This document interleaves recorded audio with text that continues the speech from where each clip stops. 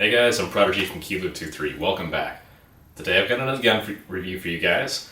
It's of a gun that's been discontinued to my knowledge. It's kind of hard to find. You can find it outside of the US, but it tends to cost more outside of the US, so it sucks. It's hard to find in the US. It usually runs $250 to $280, so it's not the most expensive gun in the world. And there's a few floating around out there. I've seen them. They're not super hard to find, used, but new. Good luck. It's the King Arms M4A1. This is the metal version, the AEG version, not the GBB or anything like that. There's one reason I wanted this gun, and it is for the Colt engraved logos. You have to go buy a garter body to get those logos engraved, and honestly, it was just more affordable to buy the gun than the garter body. And it was easier to find the gun too. Local store used to have the garter body, and they wanted like $150 or $200 for it. Might as well go buy a whole new gun for it. I found an amazing deal on this. Local store had apparently some boneyard guns sitting in the back that no one in the world knows about. So guy took me back there and he's like, hey, here's all the guns I have.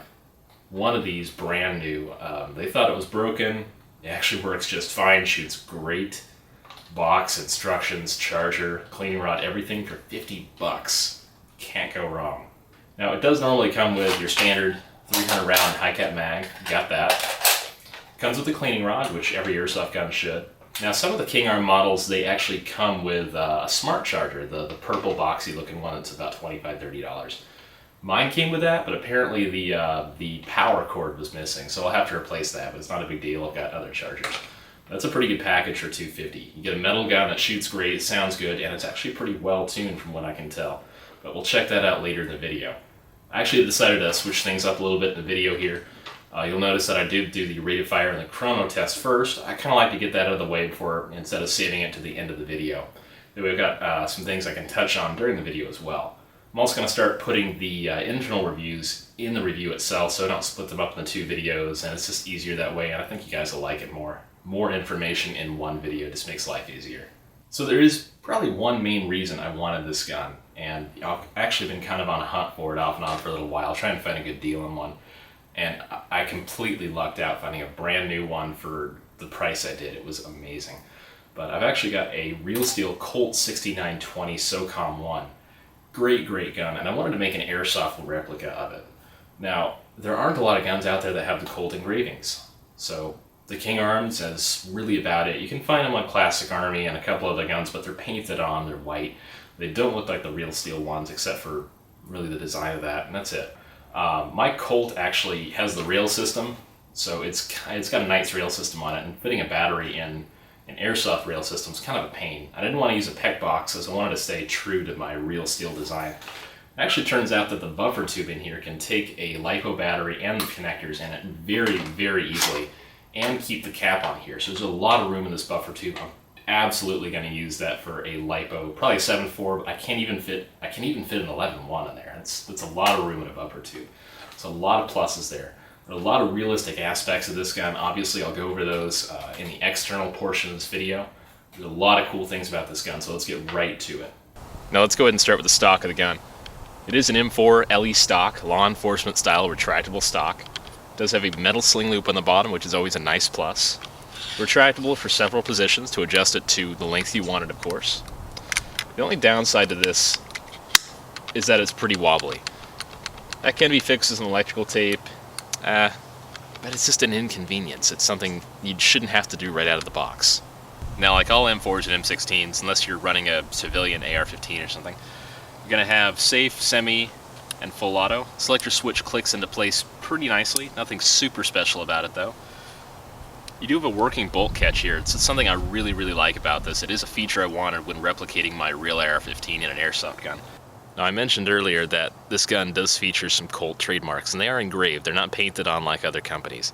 They are actually really, really nicely done, and it's one of the main reasons I picked this gun.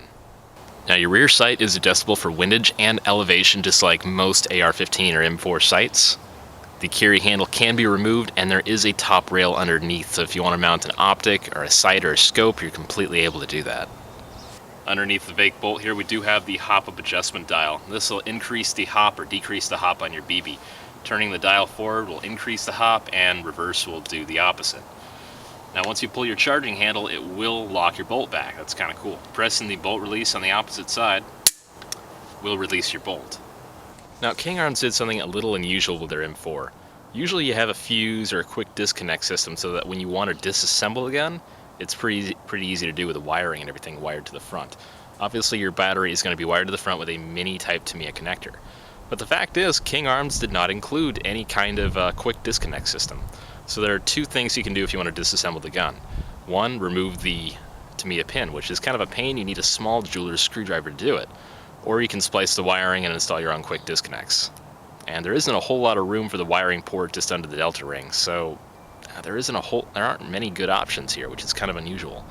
But if you want to leave the gun the way it is and just upgrade it once, it's not a really big deal at all. Another thing I really appreciate King Arms doing is putting a heat shield in both the top and the bottom of the plastic handguard. Not a lot of companies do that. They tend to be aftermarket parts, and it just makes it a little bit more realistic. Now, because the heat shield is also on the top of the handguard, you can't really see inside the handguard once it's installed. King Arms didn't have to do this, but they did. They actually installed a fake gas tube, something I really like. Now, just like on the rear of the gun, the front does have a sling loop. It is a little bit wobbly and a little bit noisy, but not a big deal at all. Now, another nice touch on the gun, it does have 5.56 NATO engraving trademarks on there, which is kind of cool. It does have also the testing marks on there just above that. So not a lot of barrels have that. Nice touch to King Arms. It also does have a 14mm counterclockwise thread under the plastic flash hider. Alright, now that we've got the externals out of the way, let's go ahead and check out the gearbox and the internals and all the cool things inside of the gun. Now, before getting to the gearbox, we always like to cover things that are not necessarily in the gearbox but are inside of the gun. You'll see here that I actually have the mini Tamiya connector removed, and the reason being, there is no quick disconnect system between the body of the gun and the connector. You either have to, basically solder your own end, which can take a lot of time and effort, or you have to remove this connector every time you want to disassemble the gun. Have fun. Now, moving on a little bit more, we do have the hop-up system and barrel. There are a couple things I really like about this. It does have O-rings on the port here where it engages the gearbox, and right here where it engages the magazine, so both stay a little bit more stable, a little bit better air seal, potentially better feeding, just very little things that I actually really like. Now, as I'm looking down the barrel, I'm noticing that the hop-up bucking probably isn't going to engage the BB a whole lot. It does get a decent amount of engagement. You'll probably be fine with 2.5s, maybe 2.8s at the most, but if you want to use anything heavier, 2.8s, even maybe 3s, you might not have a lot of hop out of this bucking. You might end up having to swap the bucking or put a harder nub in there, so it's totally up to you. But this gun, shooting about 360, 370 or so, you're probably fine with 2.5s or 2.8s. The end of the barrel is a pretty smooth cut, and I do like the smooth brass of the barrel. It's a little bit nicer than most stock barrels, but there is no crowning onto the end of the barrel. And of course, like all well thought out hop-up systems, you do get the spring on the front of the hop-up chamber here. That way it pushes against the gearbox consistently, getting you a better air seal in the long run. Now, I really actually rave about these brass screw holes. Not a lot of companies include them anymore, but the fact that King Arms does is a big plus. I've had those strip out all the time. Having metal ones almost completely prevents that. Now, the last thing we're going to check out before we're looking at the gearbox is the motor.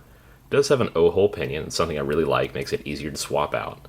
The motor is actually really good quality. King Arms seems to do a really good job with it. They're well built, they're good quality, they have a decent amount of torque, and I tried the rate of fire out earlier with a 7.4 volt LiPo, and it was actually relatively fast. So I like it. Good motor. Now, it's been quite a while since I've taken apart a King Arms gearbox. I've only taken apart a few, to be honest. There aren't many I've worked on, but I have worked on this particular gun. It's been several years, though. I do like King Arms gearboxes quite a bit. They're usually well lubricated, well shimmed, well tuned, and I'm going to talk about all that as we go through here. Now, one thing I did notice as I was opening the gearbox was that some of the gearbox screws were actually a little bit loose. That's not necessarily a good thing. Those can start to come loose and the gearbox can separate and bad things happen. So I recommend probably going through there with Loctite and making sure all your screws are well tightened down. Now, the first thing we can look at today is the spring and spring guide. The spring's actually pretty long. It's a linear spring. It doesn't have any tightly coiled sections at all. And it feels like it's about an M115 or M120 strength. It's actually fairly strong considering. I'm surprised the gun was only shooting about 360, 370, but we'll probably find some reasons for that later on. The spring guide is actually plastic. It has a small washer at the bottom here, which is not bad at all. I do recommend replacing this with a metal one or a metal bearing one just to make sure it lasts a little bit longer. Now, our air compression system is probably where the air loss is coming from on that spring. The tappet plate's actually really flexible. I like it, and that orange color is kind of zesty. Nozzle on here gets a really good air seal, and it looks like it has an O-ring in there, so that's actually really nice. Kind of a nice plus there. Now, our piston and piston head don't get a great seal in the cylinder here. You can see that the piston is pretty standard, regular rails, one metal tooth, second to last tooth is not removed. And it looks like King Arms probably transplant this through a lot of guns. They've got this section cut out here, I believe that's probably for different guns that have a blowback feature of some kind. Piston head here is ported, and it's actually really well lubricated. There is no bearing in there, it's just a screw in there. So it's a ported, non-bearing polycarb piston head, which anything with ports usually does a pretty good job. Now the cylinder head is a polycarb design. It does have a decent dapper back here, is a little bit hard, and it has one O-ring on the cylinder head here. Now, probably the biggest loss, aside from the air seal and the piston head of FPS, basically, is our cylinder. This is a Type 0 cylinder, no ports or anything like that. It's really meant for a barrel that's anywhere from like 470 to 510 millimeter, like an AK or an M16 length. If you replace this with an M4 type cylinder, a ported cylinder, you're probably going to get 400 to 420 feet per second pretty easily. Now, I'm probably going to do that. I might actually leave this because I do like that 360, 370 FPS mark. But the putting a softer spring in there and a new cylinder would actually be a better idea, a much more efficient system, and you could save a lot of stress on your gears, your motor, your electrical system, things like that. Now I'm looking at the gear set here, and obviously everything in this gearbox is actually really well lubricated, which is something I really appreciate. Not a lot of guns out there, or companies for that matter, take the time to actually go through their guns and lubricate the gears well, the shafts, the piston head, even the tappet plate on this is lubricated, which is fantastic. Very few companies out there seem to do that now. The gears look like really good quality. I've taken apart several King Arms gearboxes before, not as many as other companies, but at least a few. And I do like their entire gearboxes are really well made for the money. These guns, if you can find them anymore, I believe they are discontinued, retail about $250 to $280. The one I picked up had a $280 sticker on the box, but it was out of a store, so I think it was probably marked up a little bit. But this does have a sector delayer, which is great. Increased rate of fire, better feeding, things like that. And obviously, like I said, very well lubricated. Now this is kind of a very rare thing. It's something I really appreciate. It's one of my higher marks for this gearbox. These gears are actually really well shimmed. King Arms does an excellent job shimming their gears, so that way you don't have to later on, and they last longer out of the box. The height between the spur and the sector gear here is really good. Same with the bevel and the spur, very good height. Now I've checked with the putting the gearbox back together. There's very little wobble between with axial movement and everything like that. These are really well shimmed out of the box. That is a huge, huge plus. Now, a lot of people would say this is kind of not a great thing. These are actually pretty well made bearings because you're not running a super high FPS. If you're shooting over 400 or 450 maybe, I'd probably replace these with standard bushings. But bearings out of the box, 7mm, these are pretty well made and they'll last a little while at least. Probably not 100,000 rounds or anything, but they are going to last, quite a while.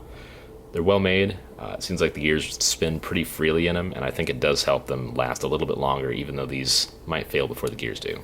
Now, you'll see the wiring here is a little bit thin. It's about 18 gauge, which is really, to be honest, pretty standard for a lot of stock guns out there now.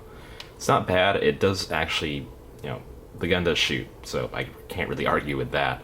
But having a little bit thicker wire would be a little bit nicer.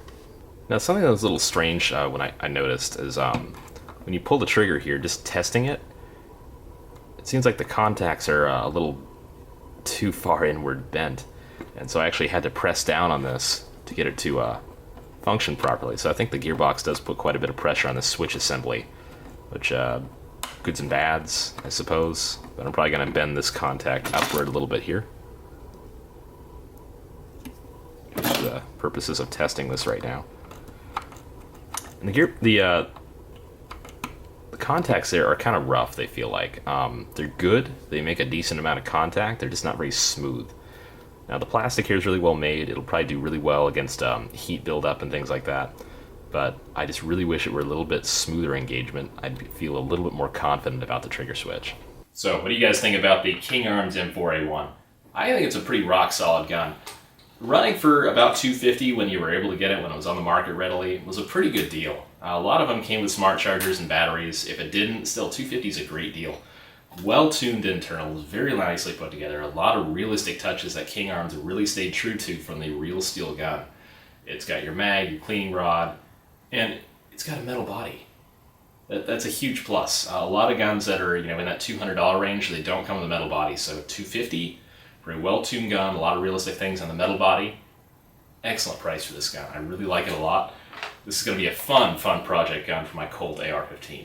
Now, obviously, there will be a video on that later. It's probably going to be a while because it's going to take some time to get all the parts for it. But thanks for watching, guys. I'm Prodigy from Kilo 23. I'm always making more videos, so keep an eye out. Thanks for watching.